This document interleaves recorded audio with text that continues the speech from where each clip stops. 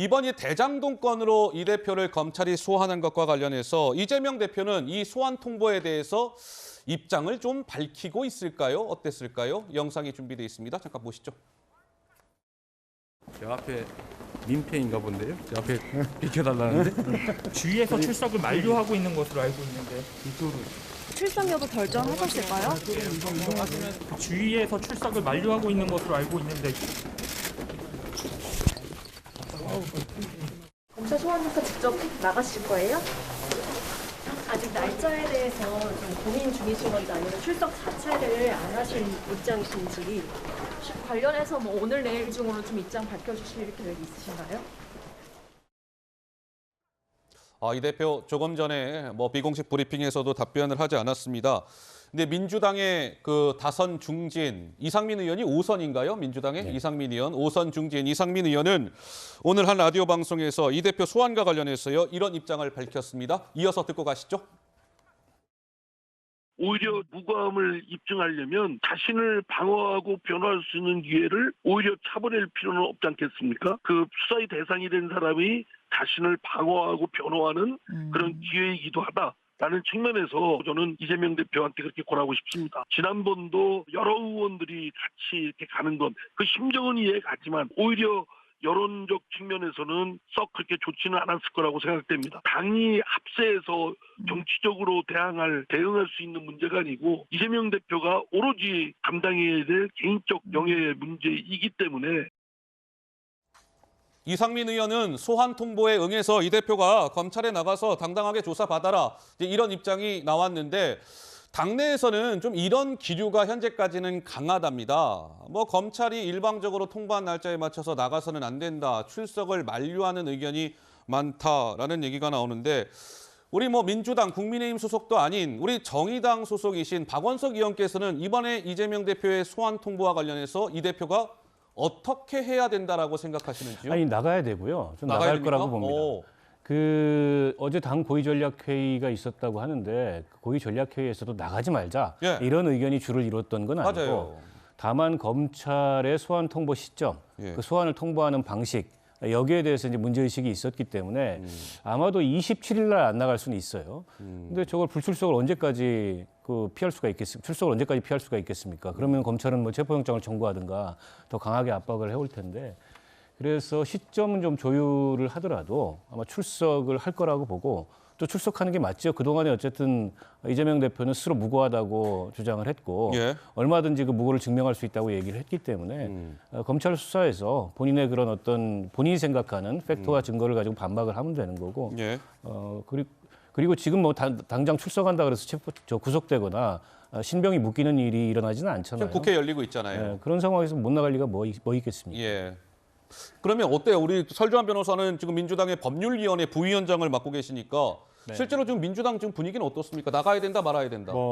회의에 따라서는 반반인 경우도 있고요. 기류가. 그다음에 저 개인적으로도 출석의 의미가 있는가, 법률적으로나 정치적으로나 그렇게 생각하고 실제 27일 날 같은 경우는 지금 당 일정이 잡혀 있는 것으로 알고 있습니다. 예. 그렇기 때문에 현장 최고위원회가 지금 잡혀 있어서 아마 27일 날은 출석이 불가할 것으로 제가 알고 있고 30일도 마찬가지로 지금 당 행사가 잡혀 있는 걸로 알고 있어서 예. 아마 현실적으로 좀 불가하지 않을까 싶은데 근데 이제 이게 출석을 계속 하게 되면 이게 계속 앞으로 재판은 당연히 나가야 되겠지만 이 검찰 수사와 관련해 가지고 이것이 과연 이제 기소가 100% 될 것은 확실하고 검찰에서의 진술은 더 이상 대답할 것도 없죠. 왜 그러냐면 기존의 대선 때부터 1년간 정말 해온 내용들이 많거든요. 그렇다고 한다면 더 특별한 그러니까 그 소환 요구가 나온 다음 바로 나온 기사 중에 하나가 뭐냐면 이제 물증을 제시하지 않으면 좀 나가기 좀 그렇다. 라는 어떤 의견 표명을 했단 말이죠. 예. 당대표 측에서. 예. 그렇다고 그런 내용이 뭐냐 하면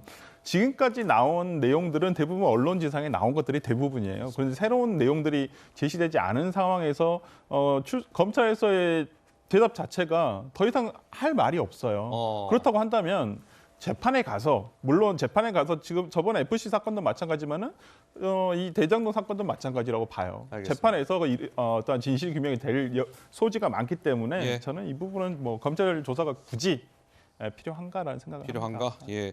근데 이제 이런 얘기가 나왔어요. 이제 이재명 대표가 이 대장동 소환에 대비해서 뭔가 새벽까지 연습하기를 반복했다. 대장동 소환 집중 연습?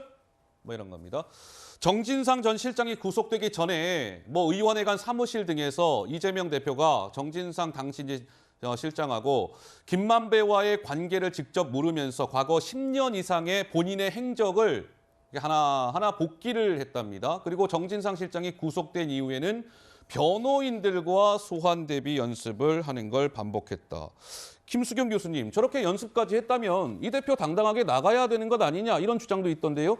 네, 뭐 준비는 당연히 열심히 할 수밖에 없을 겁니다. 뭐 이건 너무 당연한 거라서 뭐 이거 자체가 문제는 아닌데요. 뭐 본인의 정치적 생명은 물론이거니와 이제 민주당의 정치적인 운명까지도 가를 수 있는 사안이라서 당연히 준비를 열심히 했을 것이고, 특히 이제 정진상 씨 이제 구속되기 전에 뭐 연습도 했다는 건데, 예. 이제 정진상 씨가 어쨌든 구속 기소될 것 같으니까 구속 기소 돼버리면 이제 이율 맞추기가 좀 어렵잖아요. 그래서 이제 뭐 사전에 연습을 한 걸 수도 있고요.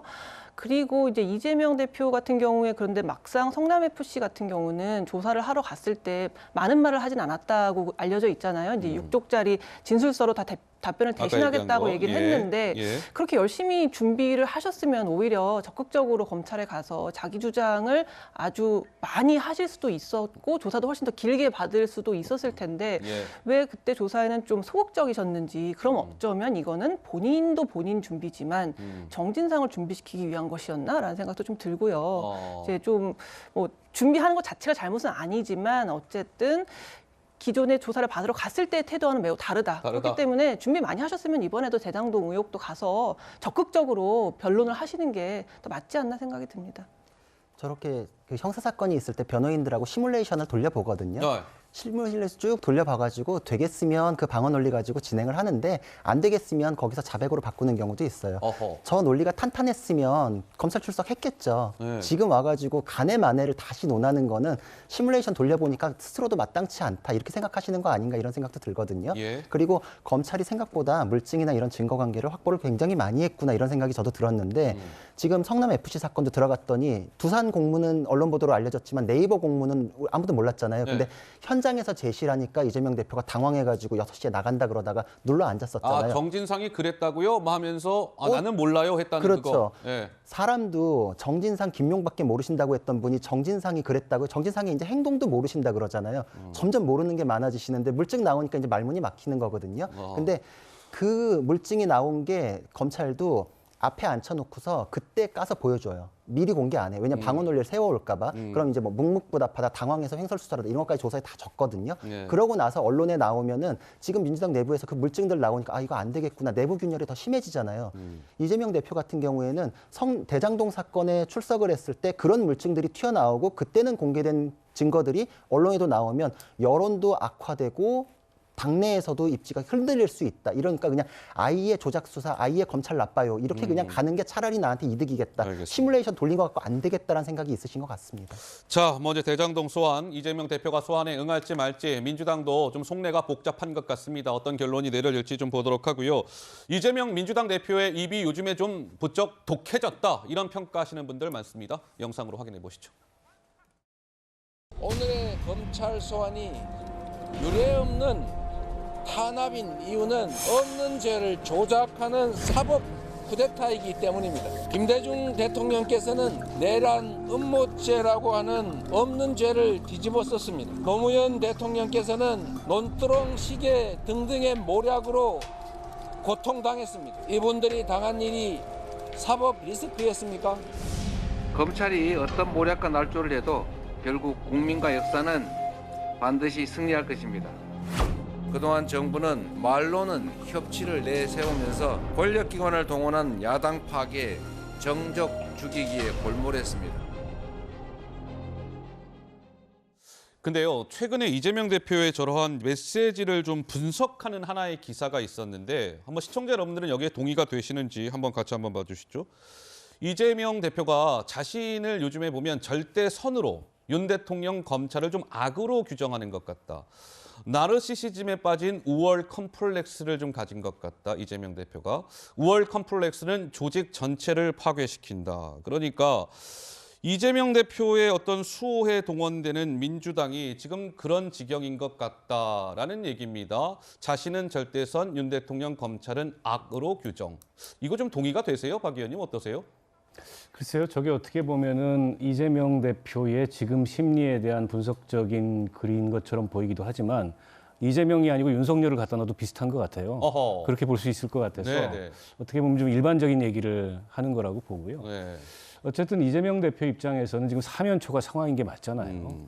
그리고 이게 언제 끝날지, 그리고 지금 이제 이재명 대표나 민주당에서 자신하는 대로 그런 좋은 방향으로 결론이 나기도 쉽지 않아 보이고, 예. 그리고 당내에서도 지금으로서는 어쨌든 한 목소리를 내고 있으나 사법 리스크가 심화되면서 이제 당내 여러 가지 정치적 균열이 올 거예요. 예. 그러니까 상당히 어떻게 보면 지금 강하게 프레임을 만들고 강하게 싸우지 않으면 이게 당 내부에서부터 무너질 수 있다 이런 위기감이 있는 것 같습니다.